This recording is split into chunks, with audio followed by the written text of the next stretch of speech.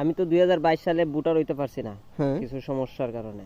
এখন আমি যে কেমনে এটা ভোটার হইতাম পারি, আমার একটু পরামর্শ দেন। আপনি কি এখন চাচ্ছেন নতুন ভোটার হওয়ার জন্য? হ্যাঁ হ্যাঁ, নতুন ভোটার। হ্যালো বন্ধুরা, আপনারা লক্ষ্য করলে দেখতে পাচ্ছেন যে আমার ফ্রেন্ড সে বলতেছে যে 2022 সালে সে ভোটার হতে পারেনি, অর্থাৎ নতুন ভোটার তালিকা করা হয়েছিল তখন সে এই ভোটার হতে পারেনি। আপনারা যারা এই সমস্যায় ভুগছেন আপনারাও চাইলে কিন্তু এই সমস্যা থেকে সমাধান পেতে পারেন। যেমন বর্তমানে 20শে জানুয়ারি নতুন করে তথ্য হালনাগাদের মাধ্যমে নতুন ভোটার হওয়ার একটি সুবর্ণ সুযোগ আছে সকলেরই।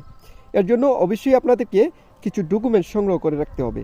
যেমন মনে করেন আপনি যদি ভোটার হতে চান তাহলে অবশ্যই আপনার ডিজিটাল জন্ম নিবন্ধন সংগ্রহ করতে হবে এবং আপনার পিতামাতার যে এনআইডি কার্ড আছে তার ফটোকপি সংগ্রহ করতে হবে। এছাড়াও আপনি যদি একজন স্টুডেন্ট হয়ে থাকেন তাহলে অবশ্যই আপনার ফার্স্টের যে সার্টিফিকেট আছে তার ফটোকপি সংগ্রহ করে রাখতে হবে।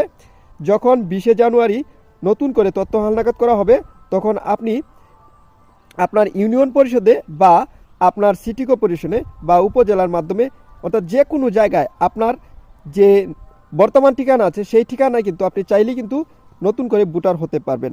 তবে আরেকটি নতুন সুখবর হচ্ছে আপনারা 2026 সালে জানুয়ারি মাসের মধ্যে যাদের 18 বছর পূর্ণ হবে তারাও কিন্তু চাইলে নতুন করে ভোটার হতে পারবেন। সো